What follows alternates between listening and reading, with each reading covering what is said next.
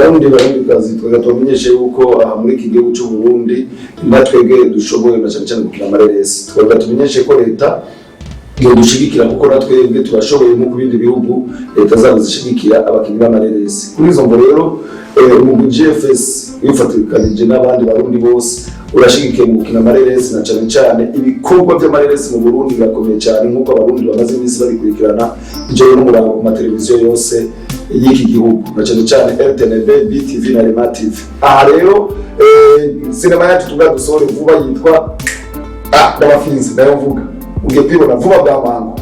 Iyo reresi rero igitavyorosha mu masinema twakinye indoto nayo nyene ni nziza cyane ariko iyo y'urundi rwego nimuyindire ugiye kwibona vuba bwa mango. Aha rero barundi kazi inshuti z'u Burundi na cyane cyane abantu bakunda ibikorwa by'abarundi n'abarundi kazi twifuza yuko uko mushoboye na cyane cyane mukadutera intege mugashigikira ibikorwa by'iwacu na cyane cyane mu cy'iwacu dushigikira iby'iwacu duteze imbere iby'iwacu dukunda iby'iwacu. Murakoze cyane kandi baheza kirego.